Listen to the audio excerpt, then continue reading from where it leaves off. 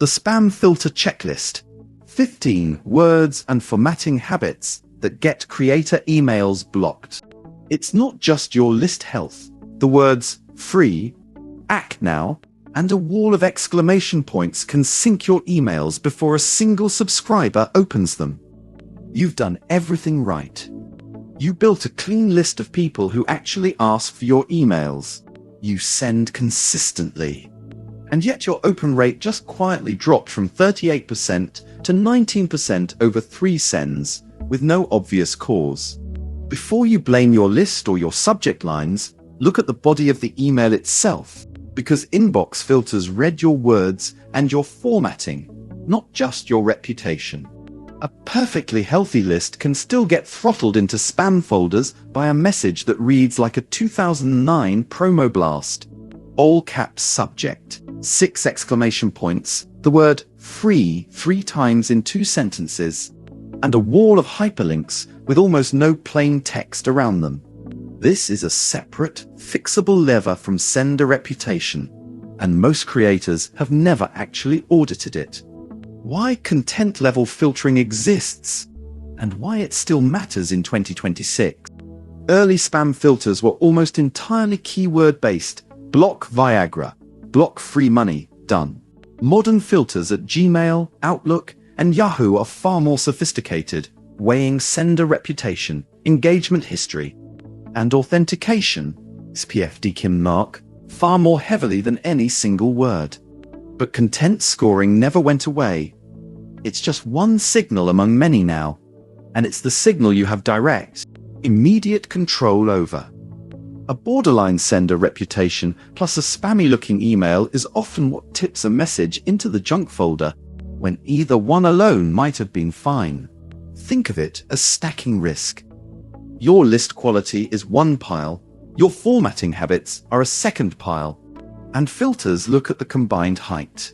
This is genuinely useful news if you're running a small creator broadcast, because content is the pile you can fix in the next 10 minutes, versus list health, which takes months to rebuild. If you're sending campaigns through your store.fan storefront's built-in tools, this article is the fastest deliverability win available to you today. The 15 highest risk words and phrases.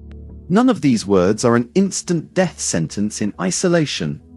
Filters weigh combinations and context, not a single blocklist match.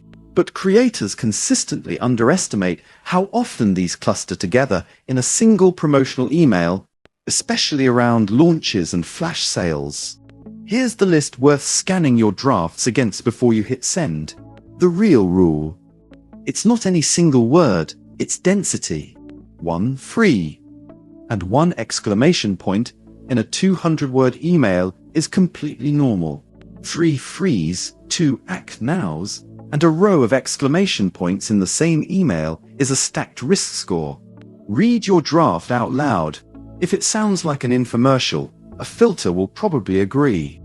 Formatting habits that hurt you as much as word choice. Word choice gets all the attention, but formatting is arguably the bigger lever, because it's structural and filters can measure it precisely. 4 patterns show up in almost every creator email that lands in spam. 1. All caps anything. A subject line or body sentence in all caps reads as shouting to both humans and filters. Sale ends tonight scores worse than sale ends tonight, even though the words are identical. Reserve caps for a single short word at most, and never the whole subject line. 2. Image to text imbalance.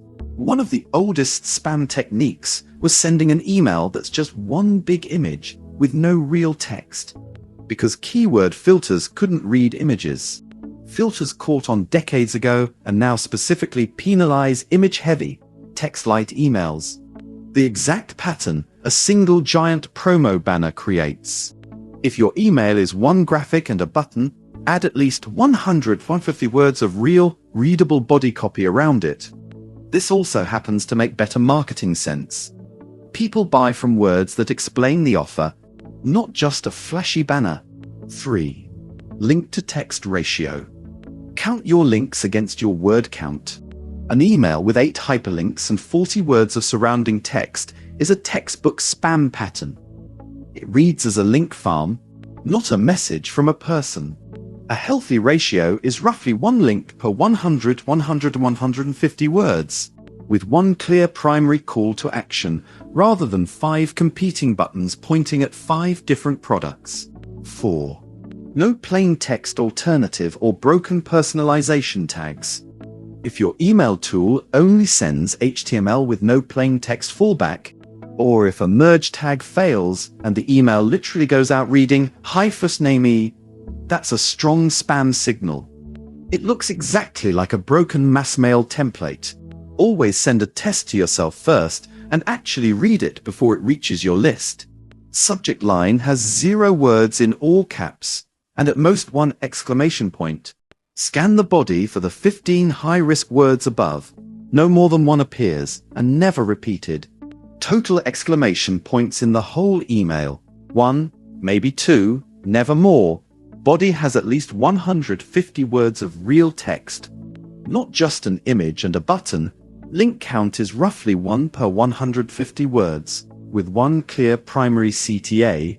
Send a test email to yourself and read it end to end before the real send. Merge tags, first name, product name. Render correctly in the test send. No literal phrase, "This is not spam," or similar disclaimer anywhere in the copy. If it reads like an infomercial, it scores like 1. Where this fits with everything else in your deliverability stack. Content formatting is one piece of a bigger picture that also includes authenticated sending domains, list hygiene, and consistent send cadence. But it's the piece you can fix today, for free, with a 5-minute reread. If you're new to sending broadcasts at all, it's worth building the habit from day 1 rather than retrofitting it later. Every fan storefront comes with built-in campaign tools designed for creators specifically, so you're not stitching together a separate email platform on top of your storefront. Your customer list, your discount codes, and your broadcast emails all live in one place. If you haven't set that up yet, you can create your store and start sending to your customer list in the same afternoon. It's also worth remembering why this matters beyond open rates. Every email that lands in spam is a missed chance to turn a follower into a sale. A flash sale announcement that never gets seen doesn't just fail quietly. It costs you real revenue on a day you were counting on. Clean, human-sounding copy isn't just a deliverability trick, it's also just better marketing. The emails that avoid spam triggers tend to read better and convert better too, because they sound like a person talking to another person instead of a template shouting at a list. Quick gut check. Before you send, ask, would I be embarrassed if a friend forwarded this email to me and asked, "Did you get scammed?" If the honest answer is yes, rewrite it. The takeaway. Spam filtering isn't a mystery box. It's a scoring system. And content is the part of that score you control completely, every single send. Run the checklist above before your next campaign, and you'll fix the majority of formatting level risk in the time it takes to read your draft once out loud. Curious what a well-built storefront and campaign setup actually looks like end to end? Check out a live example store, browse more guides on email and storefront strategy, or compare plans to see what's included at each tier. Key takeaways. Spam filters score content, not just sender history. Word choice, punctuation, capitalization, and link density all factor in.